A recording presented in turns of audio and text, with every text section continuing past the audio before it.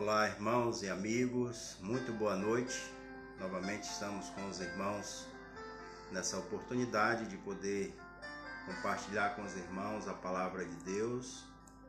Temos esse momento em que nós tiramos para pensar nas Escrituras, meditar nas Escrituras, junto com os irmãos aqui, prestarmos esse louvor, essa adoração, a nossa atenção devida a Ele.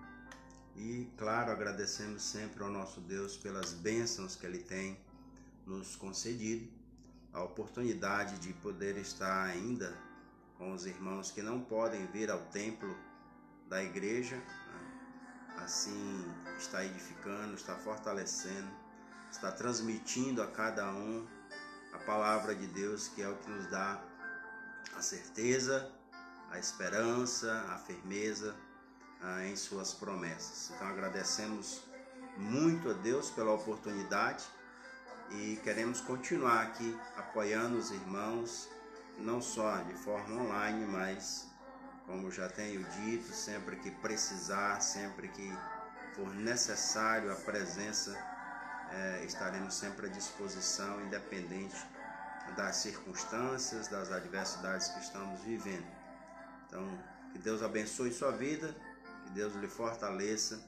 Estamos aqui como igreja, irmanados no sentido de glorificar o nome do nosso Deus. Mais uma vez, nós queremos agradecer nossos irmãos que sempre participam conosco aí, os irmãos que já estão conosco nessa transmissão, essa live. Então, o irmão Claudemir dando seu boa noite, a irmã Margarete, o José Hilton, a Vânia, vários irmãos aqui que também, a irmã Tássia junto com a irmã Nazaré, estão também acompanhando.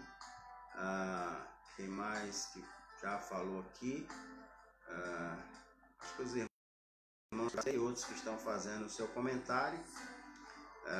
Graças a Deus pela vida de cada um dos irmãos. A irmã Zilda também, o seu Manuel estão acompanhando. Nosso boa noite a essa família, todos deste lado, desta casa.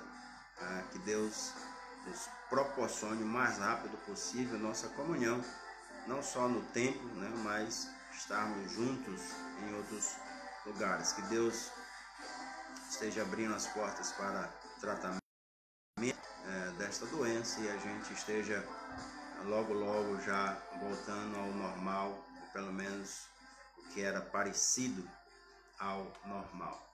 Irmã Milda também, boa noite. Irmã Milene, irmão Carlos Marinho, a irmã Ida, o André e o José Lima, outros irmãos também que já fizeram seu comentário aqui, dando o seu boa noite. O irmão Luiz Carneiro também, e outros irmãos que também nos acompanham, né? Que com certeza estarão assistindo em outra oportunidade essa nossa transmissão, que serve para fortalecer as nossas vidas e assim edificar a cada um dos nossos irmãos e todos aqueles que possam ter acesso a estas mensagens. Peço que os irmãos compartilhem, que também dê o seu like, como eu disse, e aprendi já, né? Quando a gente curte, quando a gente compartilha, então as plataformas entendem que é um assunto relevante, que muitas pessoas estão observando e elas também começam a divulgar a outras pessoas. Elas colocam à disposição de outras pessoas no seu próprio programa. Então, mais uma vez agradecendo aos irmãos que estão conosco, o irmão Ayrton, falei do André, né?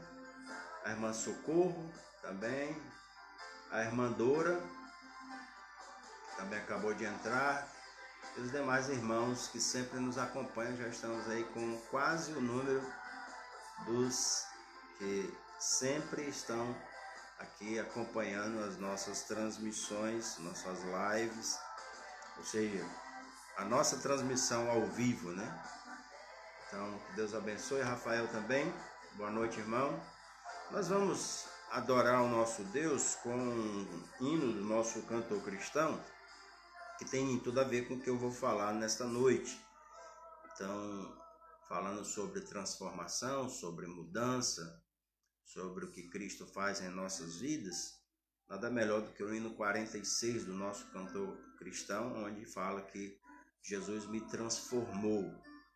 Todos que já passaram por essa transformação sabem da maravilha, da graça, da bondade do nosso Deus, o que ela faz, né? Como ela transforma as nossas vidas, como nós podemos nos alegrar em saber que um dia nós encontramos com a graça, ela se revelou favorável a nós e nós entendemos toda a misericórdia e a bondade do nosso Deus e assim aceitamos o seu chamado. Então é dessa graça, desse chamado, dessa transformação que eu irei falar. Mas vamos louvar o nosso Deus, então, com o hino 46 do nosso cantor cristão, na voz do irmão Oséias, né? Vamos adorar o nosso Deus.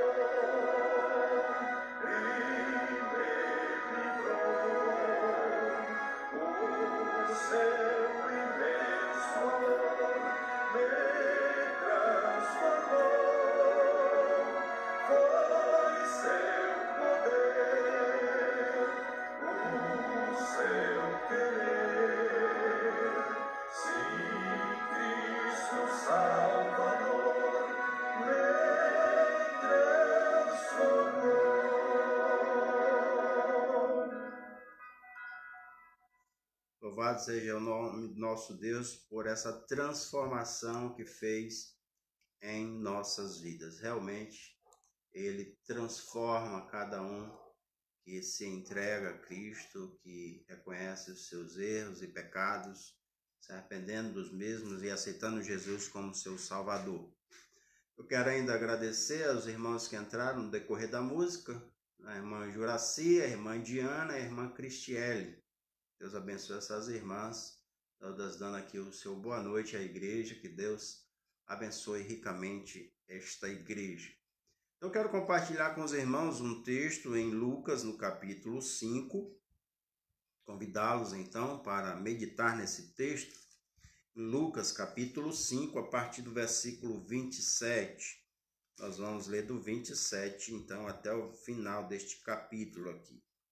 Lucas, capítulo do 27 até o versículo 39, que nos diz assim a palavra do nosso Deus. Passadas estas coisas, saindo, viu um publicano chamado Levi assentado na coletória e disse-lhe: segue-me. Ele se levantou e, deixando tudo, o seguiu. Então lhe ofereceu Levi um grande banquete em sua casa, e numerosos publicanos e outros estavam com ele à mesa. Os fariseus e os seus escribas murmuravam contra os discípulos de Jesus, perguntando: por que comeis e bebeis com os publicanos e pecadores? Respondeu-lhe Jesus: os sãos não precisam de médico, e sim os doentes. Não vim chamar justos, e sim pecadores ao arrependimento. Disseram-lhe eles: os discípulos de João bebem assim disseram-lhe eles: os discípulos de João e bem assim os dos fariseus frequentemente jejuam e fazem orações aos teus. Entretanto, comem e bebem. Jesus, porém, lhe disse: podeis fazer jejuar os convidados para o casamento enquanto está com eles o noivo? Dias virão, contudo, em que lhes será tirado o noivo. Naqueles dias, sim, jejuarão. Também lhes disse uma parábola: ninguém tira um pedaço de veste nova e o põe em veste velha, pois rasgará a nova e o remendo da nova não se ajustará à velha. E ninguém põe vinho novo em odres velhos, pois o vinho novo romperá os odres e tornar-se-á o vinho, e os odres se estragarão. Pelo contrário, vinho novo deve ser posto em odres novos, e ambos se conservam. E ninguém, tendo bebido o vinho velho, prefere o novo, porque diz: o velho é excelente. Vamos orar. Querido Deus, nós te agradecemos, porque tua palavra, ela sempre tem ensinamentos eternos para as nossas vidas. Pedimos que o Senhor continue a nos ajudar a transmitir, a ajudar a conhecer, ajudar, Senhor, a viver tua palavra. Perdoa quando nós erramos, quando falhamos contigo, quando não procuramos entender a tua vontade e quando nós entendemos, Senhor, mas deixamos de obedecê-lo. Nós pedimos que o Senhor nos ajude a fazer a tua vontade a cada dia e que venhamos a reconhecer nossas falhas, nossos pecados, nossos erros, pedindo sempre da tua graça e misericórdia em nossas vidas. Mais uma vez te suplico que fale aqueles que estão nos vendo e ouvindo, Senhor, através do teu Espírito, pois ele que convence o homem do pecado, da justiça e do juízo. Pedimos, Pai, que nos use para a honra e glória do teu nome. É o que nós oramos no nome de Jesus. Amém, Senhor. Queremos falar nesta oportunidade sobre o chamado de Jesus. Eu não sei se você já se sentiu rejeitado. Eu não sei se alguma vez na sua vida você se sentiu à margem de tudo aquilo que estava acontecendo, se sentiu um solitário no meio da multidão. Algumas vezes desprezado, algumas vezes você viu que as pessoas não davam a mínima para você. Mas talvez também você já tenha sido convidado ou chamado várias vezes para alguma coisa ou para algo e você tem rejeitado. Eu quero falar exatamente sobre isso, sobre o chamado de Cristo em nossas vidas, sobre o chamado que Ele traz para cada um de nós, sobre o convite que Ele faz a cada um de nós e muitas vezes rejeitamos. O texto que nós acabamos de ler aqui, ele apresenta o chamado de Levi, também conhecido como Mateus. é um dos apóstolos. Ele está sendo chamado por Jesus para um propósito. Jesus o chama e a gente percebe que prontamente Levi, ele atende. É um convite, é um chamado, é um pedido para que ele siga Jesus. E claro que a Bíblia também nos descreve que muitos são chamados, mas poucos são os escolhidos. Quando nós vemos isso, nós podemos perguntar quais são os critérios que Jesus usa para chamar uma pessoa. Que critérios ele tem quando chama alguém? E como conhecer que o chamado é verdadeiro?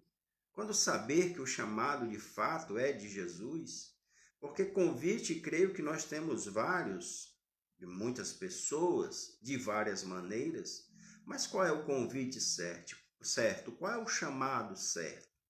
O que de fato nós entendemos como um chamado do Senhor Jesus. Eu quero então, com os amados irmãos, conhecer o verdadeiro chamado de Cristo. Eu quero conhecer isso com os amados, primeiramente fazendo algumas perguntas. Por que ele chama? Ou quem ele chama? E o que acontece depois do chamado? O que acontece quando nós ouvimos o chamado do Senhor? Quando nós entendemos o que Ele quer com as nossas vidas? Então, o que acontece? Eu creio que nessa passagem que nós acabamos de ler, no chamado de Levi, nós podemos ver então qual é o propósito de Deus em nos chamar, como Ele chama, para que Ele chama. Levi aqui com certeza, ou Mateus, nos ensina. Primeiramente, nós queremos ver que o chamado de Cristo, ele chama com um propósito. Cristo nos chama com um propósito de algo que está claro nesta passagem, que é um propósito de servi-lo.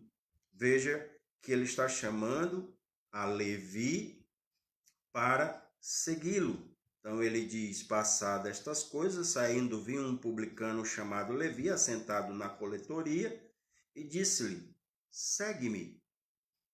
É preciso então que a gente siga a Jesus. O que é seguir a Jesus? É imitá-lo, é buscar fazer a sua vontade, é procurar andar como ele andou. Só que nesse chamado implica algumas coisas sobre a nossa vida. Seguir a Jesus, quando ele nos chama, implica dizer que nós temos que negar a nós mesmos. E como diz o próprio médico e evangelista Lucas, neste livro que ele escreve, o Evangelho de Lucas, ele nos mostra que é uma negação dia a dia, baseada. Ele diz que nós devemos tomar a nossa cruz e negarmos dia a dia a nós mesmos. Então, a negação a nós mesmos diária. Negar todos os dias e seguir ao Senhor, claro, sempre carregando o peso de uma cruz. Não igual a de Cristo, mas o peso da renúncia, o peso de dizer não a todo o sistema do mundo, a dizer não para muitas coisas que não agradam ao Senhor. Então, seguir aqui implica, claro, negar-se naturalmente aquelas coisas que o homem comum, um homem natural, pede. E aí a gente pode acrescentar o não amar o mundo, aquilo que o mundo oferece, ou aquilo que impõe sobre nossas vidas como primazia, nos tomando todo o lugar que é de Deus, nos tirando aquilo que é mais importante. Isso a gente pode até comprovar também aqui em Lucas, no capítulo 14, versículo de 17 ao 20, quando o Senhor, ao fazer um convite também, aqui mostrando como será o seu reino futuro, muitos vão dizer não, porque estarão amando mais o mundo. Diz assim em Lucas capítulo 14, versículo 17. A hora da ceia, enviou seu servo para enviar aos convidados, ou melhor, para avisar os convidados. Vinde, porque já está tudo preparado. Ele está fazendo convite. E diz o texto: não obstante, todos a uma começaram a escusar-se, ou seja, a dizer não. Disse o primeiro: comprei um campo e preciso ir vê-lo. Rogo-te que me tenhas por escusado. O outro disse: comprei 5 juntas de bois e vou experimentá-las. Rogo-te que me tenhas por escusado. E o outro disse: casei-me e por isso não posso ir. Voltando o servo, tudo contou ao seu senhor. Então, irado, o dono da casa disse ao seu servo: saí depressa para as ruas e becos das cidades e trazei para que os pobres, os aleijados, os cegos e os coxos. Então, várias pessoas que foram convidadas deixaram o convite de lado porque estavam muito ocupadas nas coisas seculares, nas coisas do mundo. Rejeitaram o convite do Senhor, não negaram a si mesmo, deixaram de segui-lo por algo totalmente passageiro. Então, essas pessoas não renunciaram aos seus próprios desejos. Implica também em segui-lo não amar o dinheiro, não priorizar as coisas que são financeiramente favoráveis para nós, como aquele jovem rico que aparece no capítulo 18, versículo 22 a 24, que quando o Senhor o chamou para caminhar com ele, e ele tinha muitas propriedades, não querendo se desfazer delas, entristeceu e foi embora porque foi contrariado. Ele amava mais o dinheiro do que o convite do Senhor. Então, Cristo chama para a gente segui-lo, devemos imitá-lo, viver como ele andou, mas a Bíblia também nos descreve que há pelo menos 3 tipos de pessoas que não conseguem seguir a Jesus. Isso também conseguimos ver no capítulo 9 de Lucas, ainda aqui no Evangelho de Lucas, a partir do versículo 57. Ou 3 tipos de atitudes que os homens têm hoje que impedem deles atender o chamado de Cristo. Então, em Lucas capítulo 9, versículos 57 a 62, olha como a Bíblia descreve. Indo eles caminho afora, alguém lhe disse: seguir-te-ei para onde quer que fores. Mas Jesus lhe respondeu: as raposas têm os seus covis, as aves do céu ninho para si, mas o Filho do homem não tem onde reclinar a cabeça. Esse tipo de pessoa aqui não consegue seguir a Jesus. E por que não consegue seguir a Jesus? Porque essas pessoas buscam Jesus apenas pela segurança material. Jesus estava dizendo para esse tipo de pessoas que se elas estão buscando a Jesus para ter uma casa, para ter um carro, para ter algo bom nesta vida materialmente falando, se o propósito é só esse, então não pode seguir a Jesus. Na verdade, elas não estão buscando Jesus, elas estão buscando o que Jesus pode dar a elas. Elas não estão querendo seguir e imitar a Jesus, elas estão querendo se aproveitar de Jesus, que Jesus faça certos milagres de multiplicação dos bens materiais dessas pessoas. Então elas não podem seguir a Jesus. Há também aqueles que colocam em primeiro lugar os seus familiares, os seus pais, e o texto continua a dizer, ou que honram os seus pais, diz o texto a partir do versículo 59, a outro disse Jesus: segue-me. Ele, porém, respondeu: permite-me ir primeiro sepultar meu pai? Mas Jesus insistiu: deixa aos mortos o sepultar os seus próprios mortos. Tu, porém, vai e prega o reino de Deus. Esse tipo de pessoas aqui também não consegue seguir a Jesus. E qual é o problema aqui? Porque colocam os pais como primazia. E aqui, claro, a gente percebe que ele diz: deixa primeiro sepultar o meu pai. Não é que Jesus está sendo insensível, e não permitir que este homem sepulte o seu pai. Aliás, o seu pai nem morto estava, mas o que ele estava dizendo aqui é que primeiro deveria cuidar do seu pai até chegar à sua velhice, à sua morte, enterrar o seu pai. Então, ele teria liberdade para seguir a Jesus. Ele priorizava a vida do seu pai, no sentido aqui de cuidar do pai. Mas Jesus está dizendo, primeiro, venha a mim e você pode cuidar melhor do seu pai. Primeiro, receba o meu convite e veja que Jesus diz, deixa que os mortos sepulte os seus mortos.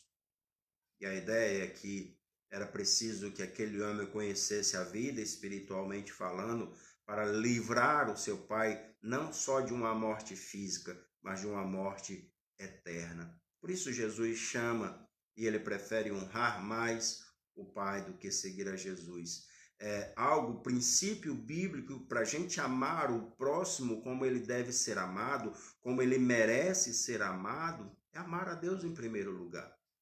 E veja que ele diz, primeiro meu pai, depois eu penso no Senhor. Deixa primeiramente cuidar do meu pai. Mas não dá para cuidar bem do pai, da mãe, de quem quer que seja, se a gente não primeiramente amarmos da forma correta, da forma bíblica ao Senhor. Há também aqueles que os parentes impedem de seguir ao Senhor. E é outro exemplo aqui. Quando o Senhor chama, os parentes atrapalham. E diz o versículo 61, outro lhe disse, seguir-te-ei, Senhor, mas deixa-me primeiro despedir-me dos de casa. Mas Jesus lhe respondeu, ninguém que tendo posto a mão no arado, olha para trás, é apto para o reino de Deus. Novamente aqui, os parentes deste homem impedindo dele tomar a decisão, e primeiro eram os parentes. Deixa-me primeiro colocar os meus parentes. Meus parentes vêm primeiro. E claro, quando nós observamos no texto principal que lemos, Levi deixou tudo que tinha, abandonou todas essas coisas e seguiu a Jesus. Ele colocou Jesus como primazia em suas vidas. Lembrando que seguir a Jesus é renúncia, é abrir mão de qualquer coisa que impeça de servi-lo, de adorá-lo, de obedecê-lo, de fazer aquilo que agrada a ele. E em nenhum momento Jesus disse que seria fácil segui-lo. E nem disse que ficaríamos ricos ou que teríamos muitos bens ao segui-lo. Pelo contrário, algumas vezes nós seríamos também colocados à margem da sociedade. Eu, sinceramente, não sei de onde vêm esses movimentos, melhor dizendo, que ensinam sobre a prosperidade em seguir a Jesus e que tudo agora se transforma em mil maravilhas no campo material. Pode ser até que aconteça, mas requer uma renúncia de muitas coisas para seguir a Jesus. Dizer não para muitas coisas que impedem de seguir a Jesus. E o que tem te impedido de seguir a Jesus? Seu egoísmo, seu dinheiro, os bens materiais, a família, o trabalho. Talvez só quando você se aposentar, aí você vai pensar em seguir a Jesus. Quando você já não tiver mais forças para nada, aí você vai pensar em seguir a Jesus. Quando você estiver doente, que não tiver como o seu dinheiro resolver o problema, aí você vai seguir a Jesus. Levi ou Mateus deixou tudo, e tudo aqui, tudo que impedia de seguir a Jesus. Qualquer coisa que fosse mais importante do que Jesus, ele deixou de lado, porque Jesus passou a ser mais importante para ele. O que você tem deixado? Claro que sempre quando a gente abre mão de alguma coisa, tem que ser por algo que a gente ama mais. Tem que ser por algo mais importante. E lógico, é natural da gente pensar, o que eu ganho com isso? O que eu vou receber em troca de abrir mão disso para aceitar aquilo? O que é que eu recebo? Isso não é uma pergunta sem propósito, deve ser feito o que a gente ganha em atender ao chamado de Jesus, o que nós recebemos, o que de fato nós podemos tirar disso. É uma pergunta importante e não é uma pergunta de hoje. Os discípulos de Jesus também perguntaram a ele: o que nós vamos ganhar em te seguir? Veja o que Jesus vai responder aos seus discípulos em Mateus capítulo 19, versículo 27 a 30. Quem fez a pergunta foi o apóstolo Pedro. Ele diz assim, Mateus capítulo 19, versículo 27 ao 30. Então lhe falou Pedro: eis que nós tudo deixamos e te seguimos. Que será, pois, de nós? Ou o que nós vamos ganhar com isso? Jesus responde: em verdade, vós me seguistes quando, na regeneração, o Filho do Homem se assentar no trono da sua glória, também vos assentarei em 12 tronos para julgar as 12 tribos de Israel. E todo aquele que tiver deixado casas, ou irmãos, ou irmãs, ou pai, ou mãe, ou mulher, ou filhos, ou campos, por causa do meu nome, receberá muitas vezes mais e herdará a vida eterna. Herdará a vida eterna. Essa é a promessa de Jesus. Cristo nos chama para uma herança eterna, uma herança de vida eterna. É isso que nós ganhamos em seguir a Jesus, em servir, em renunciar a tudo isso que ele citou aqui que possa nos impedir para verdadeiramente atender o chamado dele. Jesus nos chama para segui-lo. Mas também Jesus nos chama, e esse tipo de chamado inclui certas pessoas. E a gente consegue ver os tipos de pessoa que Jesus chama. O próprio texto lá de Lucas, capítulo 5, nosso texto principal, nos apresenta os tipos de pessoa que Jesus chama. Diz o texto que ele não chama as pessoas de uma sociedade religiosa, entendida e elitizada. Ele não chama os poderosos, ele não chama os grandes, os sábios, ele não chama aqueles que se acham muito bons nas suas religiões. Na verdade, ele chama outro tipo de pessoa. E veja que ele começa a descrever isso no versículo 30 de Lucas 5. Os fariseus e escribas murmuravam contra os discípulos de Jesus, perguntando: por que comeis e bebeis com os publicanos e pecadores? Ou o questionamento era: por que Jesus se misturava com essas pessoas? Quem perguntava? Os poderosos, os religiosos, aqui dito por Jesus como escribas e fariseus, os homens que eram versados na lei de Moisés, os homens que conheciam a Bíblia no Velho Testamento. Então eles eram conhecedores e perguntavam por que então que Jesus se misturava com publicanos como Levi, com pecadores? Por quê? Então era o questionamento. Jesus vai dizer no versículo 32, não vim chamar justos, e sim pecadores ao arrependimento. Quem é que Jesus chama? Pecadores. Ele chama pessoas que reconhecem os seus erros. Ele chama aqui, como ele diz, os doentes, os necessitados, os fracos, aqueles que realmente se encontram em uma situação em que pedem a justiça de Deus sobre as suas vidas, mas também pedem a sua misericórdia. Ele veio para essas pessoas. Ele chama essas pessoas. Então, se você se julga justo, como os homens versados na lei, os escribas, os fariseus, os poderosos da sociedade religiosa da época, então Jesus não veio para você. Se você se acha justo, então Jesus não veio para os justos, ele veio para os pecadores. Agora é bom lembrar que a Bíblia diz que não há nenhum justo, nenhum sequer. Nenhum de nós é justo. Então, Jesus chama. E quando Jesus chama, ele quer transformar de fato as nossas vidas. É um chamado qual ele nos mostra a sua bondade, ele nos mostra a sua vontade, ele nos mostra o seu querer.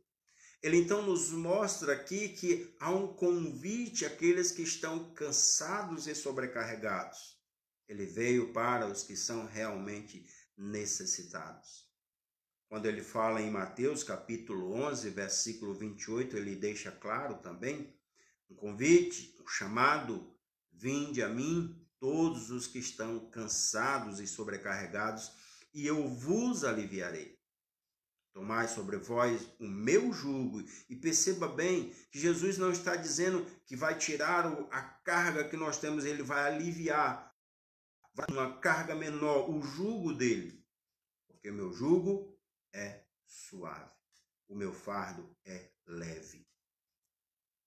E ele promete descanso para as nossas almas. Ele está nos convidando. Então, pessoas que estão cansadas dessa vida, pessoas que estão sobrecarregadas com os seus pecados, pessoas que estão querendo de fato atender o seu chamado, e ele nos chama quando o nosso coração está quebrantado, quando nós estamos rendidos aos seus pés, quando reconhecemos que por nós mesmos não podemos vencer nada, não somos fortes o suficiente, não somos capazes. Isso a gente tem percebido muito mais agora nessa pandemia, como muitas pessoas são vulneráveis. Os problemas emocionais têm se agravado, os suicídios, muitas pessoas desesperadas, inclusive alguns que se dizem cristãos.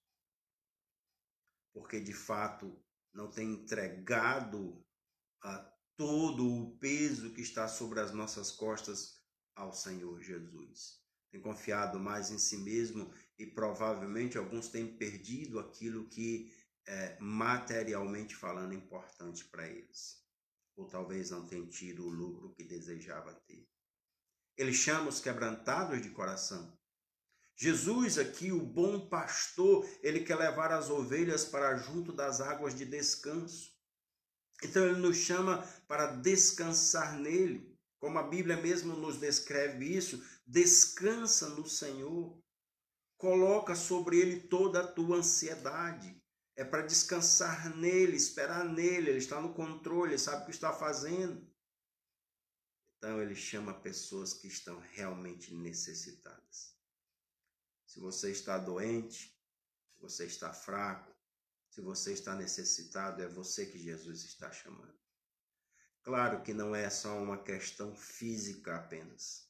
Não é só para você ficar curado das enfermidades ou dos seus problemas pessoais ou matrimoniais, mas ele quer curar de fato a tua alma.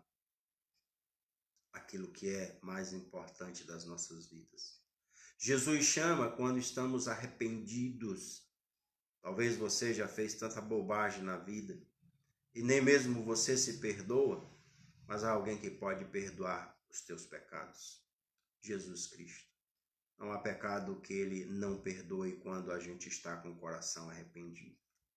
O único pecado imperdoável para Jesus é um coração duro, um coração que não se rende, alguém que não lhe aceita, alguém que rejeita o seu convite. Então renda-se hoje ao Senhor Jesus. Ele te convida, ele chama, mas se você está fraco, sobrecarregado, arrependido dos seus pecados, se você realmente busca em Jesus Cristo a saída para a sua vida. Talvez você hoje queira fazer essa decisão, buscar a Jesus de fato, atendendo o seu convite, o seu chamado, entendendo que você é fraco e precisa, então, se reverter, ou se revestir, melhor dizendo, do poder do nosso Deus. Mas o que acontece quando Jesus chama? Ou o que acontece quando ouvimos o seu chamado? O que realmente passa a existir em nossas vidas quando o Senhor, além de nos chamar, nós entendemos e atendemos o seu chamado. O que realmente isso faz? A partir do versículo 36, Jesus vai descrever para nós o que acontece quando ele nos chama. Diz o texto mostrando que há uma transformação em nossas vidas. Diz o texto assim: também lhes disse uma parábola. Ninguém tira um pedaço de veste nova e põe em vestes velha, pois rasgará a nova e o remendo da nova não se ajustará à velha. Jesus aqui começa a então mostrar o que acontece quando nós atendemos de fato o seu chamado. E aqui a gente consegue compreender também quando o chamado que uma pessoa recebeu é verdadeiro. Então o que acontece? Não é uma reforma em parte da nossa vida. Não é um melhoramento, não é uma lanternagem na lataria. Não é apenas algo que foi superficialmente modificado. Não é apenas uma prática religiosa, como alguns aqui questionavam, o jejum e a oração. Por que os discípulos de Jesus não faziam o jejum e a oração enquanto os outros faziam tudo isso? Não é apenas isso. Jesus nos chama para realmente ser transformados e não remendados. E Jesus vai explicar isso em uma parábola, dando os dois exemplos que eu acabei de ler aqui. O primeiro exemplo é sobre o remendo de pano novo em velho, né? E o segundo é os odres velhos com vinho novo. E aqui ele quer explicar para nós o que de fato acontece quando uma pessoa ouve o verdadeiro chamado de Cristo e atende esse verdadeiro chamado. Então, a primeira coisa que acontece é uma transformação, que não pode ser um remendo. Como ele mesmo diz aqui, não se pode tirar um pedaço de uma roupa nova, cortando-se ali uma parte para remendar uma velha, pois se perde a nova e aquela emenda ou aquele conserto na roupa velha não vai durar muito tempo, porque é velha a roupa. Então foi uma coisa mal feita.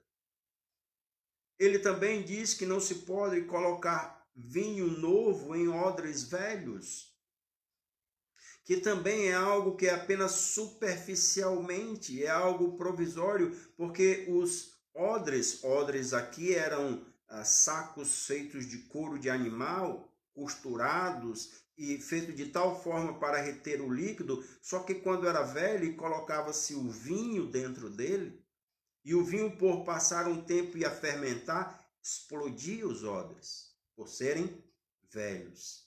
Então era um serviço mal feito, um serviço que iria perder o odre e o vinho, ou um serviço que não prestaria.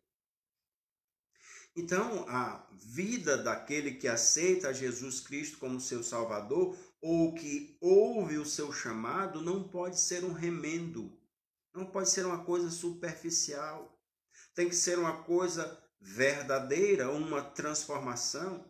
E a ideia é que se as nossas vidas foi apenas remendada, a emenda fica pior do que o soneto. Ou seja, é tentar cobrir os pecados com a vida religiosa. É tentar enganar as pessoas através de uma prática que pode parecer correta. Um exemplo prático dos dias atuais é de alguns evangélicos que enganam, praticam a corrupção, roubam das pessoas e depois fazem uma roda e oram agradecendo a Deus pelo roubo feito. E parece ser uma coisa interessante. Olha como eles são gratos a Deus pelo roubo. É como se fosse um assaltante que estivesse agradecendo a Deus por um assalto bem sucedido. É um remendo que não tem lógica. A ideia também é que se nós somos utilizados ainda com os vasos velhos e não transformado, vai explodir, vai romper, não dá para guardar aquilo que é novo em coisas velhas. E o exemplo claro que Jesus está dizendo aí, não pode ser apenas superficial, não pode ser uma máscara, uma hora isso vai aparecer, uma hora vai se perceber o remendo, uma hora vai se ver que o trabalho foi mal feito. Então tem que haver uma transformação. O chamado de Jesus nos transforma e nos transforma no que é novo. Ele está falando do vinho novo aqui que precisa de um odre transformado. Fazendo uma comparação de um tabernáculo agora que tenha a modificação realmente espiritual. O chamado de Jesus para transformar o homem, como diz a Bíblia em Hebreus 10 e 20, pelo novo e vivo caminho que ele nos consagrou pelo véu, isto é, pela sua carne. Ele nos chama e nos transforma em uma vida nova, pela nova e eterna aliança, pelas boas novas do Evangelho. É isso que ele nos chama, e nos chama para ser modificado. Vir do jeito que está e continuar da mesma forma não foi um chamado verdadeiro. Não foi uma transformação, foi apenas uma mudança superficial nas atitudes. Ele nos chama e ele nos reveste de justiça e retidão segundo a verdade, segundo Deus. Ele também nos chama e nos transforma e nos reveste de conhecimento, nos dá a sabedoria que vem do alto, nos mostra o que é importante. Então Jesus não remenda o vaso, antes ele faz um vaso novo. Ele faz com que o vaso agora seja totalmente transformado para receber o vinho novo, o Espírito Santo de Deus aqui que está em nossas vidas.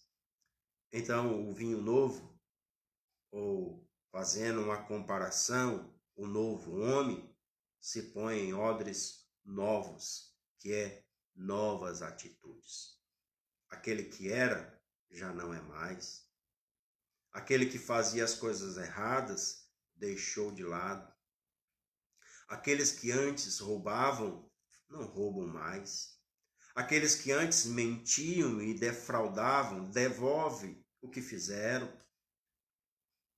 Eles foram transformados. A palavra os alcançou de tal forma que o convite verdadeiro aceito por eles fez com que também suas práticas fossem modificadas. Então, o homem novo, práticas novas. Se antes era infiel, passa a ser fiel. Se antes gostava do mundo, agora passa a gostar das coisas de Deus. Se antes odiava as coisas de Deus, agora passa a amar as coisas de Deus. Então, novas atitudes. E a Bíblia diz claramente, em 2 Coríntios 5:17, que se alguém está em Cristo, nova criatura é. As coisas velhas passaram, tudo se fez novo. De fato, alguém que entendeu o chamado de Jesus e aceitou o chamado de Jesus, esse chamado foi verdadeiro em suas vidas, foi mudado. E nós podemos lembrar de vários irmãos. Todos nós tínhamos uma vida que não agradava a Deus. Ele chamou, ele transformou as nossas vidas. Realmente, como nós ouvimos agora na canção, Cristo me amou e me transformou. E eu, mais do que ninguém, conheço realmente quem eu era antes de conhecer a Cristo. Creio que você também pode dizer a mesma coisa sobre a sua vida. Quem você era antes de conhecer a Cristo, antes de atender o chamado de Cristo. Nova criatura agora, depois do chamado. Se é uma reforma, fica então as marcas do remendo. Se apenas alguma coisa superficial, logo vai aparecer que a transformação não existiu. Logo, logo vai vir à tona quando a pressão do vinho novo começar a chegar, ele vai explodir, porque aquilo que verdadeiramente é a sua natureza vai se manifestar. Se é apenas uma autorreforma, algo paliativo, de fato não consegue viver agradando a Deus. A nova criatura, aquele que ouviu de fato o chamado de Deus, pelo contrário, ele espera sempre coisas novas. E como a Bíblia nos mostra, a nova criatura, aquele que foi transformado, está com os olhos atentos no que é eterno, está percebendo que está próximo, que as coisas estão sendo abreviadas e que nós temos nossa redenção mais próxima ainda, como diz o apóstolo Paulo, do que o dia que nós aceitamos a Cristo. Então nós esperamos novas coisas. O novo homem espera novas coisas. Como diz Pedro, em 2 Pedro, capítulo 3, versículo 13, nós, porém, segundo a sua promessa, esperamos novo céu e nova terra, aonde habita a justiça. É essa a nossa esperança. É isso que nós aguardamos. Aqueles que foram transformados verdadeiramente por Deus não podem colocar a sua esperança neste mundo, porque neste mundo tudo passa. Tudo passa. Mas aquele que faz a vontade de Deus permanece eternamente. Que tipo de criatura você é? Uma criatura reformada, uma criatura nova? Você foi transformado por Jesus Cristo? Ou quando ele lhe chamou, nada mudou? Continua do mesmo jeito?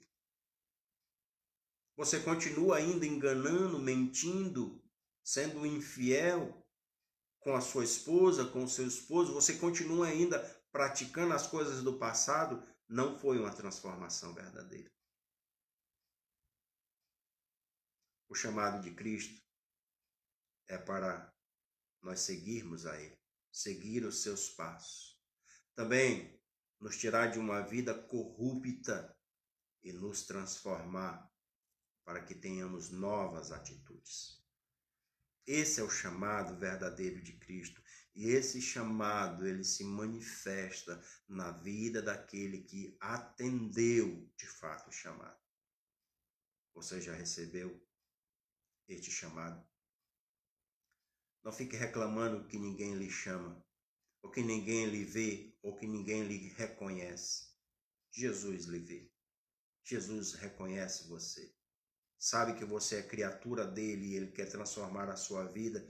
E ele já te chamou várias vezes. Mas provavelmente você já disse várias vezes não. Você não quer ser transformado, você está satisfeito talvez com a sua vida.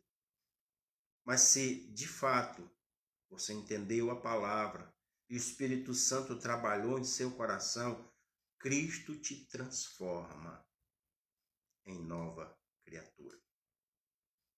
Tenha certeza disso, que as coisas velhas, elas passam e tudo se faz novo. Você quer ouvir esse chamado? Você quer atender esse chamado? Faça como fez Mateus. Deixe tudo que lhe impeça de seguir a Jesus. Deixa tudo que lhe atrapalha. Deixa tudo de lado e vem e segue ao Senhor. Pois com certeza, seguindo ao Senhor, você poderá ser muito mais útil a todas as pessoas que estarão ao seu redor. Você saberá amar da forma correta. Se realmente você ouvir o chamado verdadeiro de Cristo, pois ele transforma as nossas vidas. Que Deus te abençoe para que já tenha sido transformado. Aqueles que ainda não, que se arrependam o mais rápido possível dos seus pecados, entregando a sua vida a Cristo. Só Ele pode mudar a sua vida. Não tente por suas próprias mãos, seus próprios meios, seus próprios pensamentos. Só Cristo. Ele é o único meio de salvação. Ele é o único meio de transformação. Não há salvação em nenhum outro embaixo do céu. Só Jesus Cristo. Vamos orar. Querido Deus e Pai Todo-Poderoso, muito obrigado, Pai, mais uma vez por Tua palavra. Te louvamos pelas maravilhas que o Senhor fez em nossas vidas. Realmente reconhecemos, Senhor, que de nós mesmos não podemos nada. Como diz a Tua palavra, sem Ti nada podemos fazer. Sem andarmos em comunhão com o Senhor, não podemos Te agradar. Se não tivermos uma vida consagrada ao Senhor, não estaremos também auxiliando os irmãos e aqueles que precisam. Por isso te pedimos, Pai, que nos ajude a viver a Tua palavra e abençoa aqueles que ainda não conhecem, pressa, Senhor, para entregar suas vidas a Ele. É o que te pedimos, orando no nome do Senhor e Salvador Jesus Cristo. Amém, Senhor.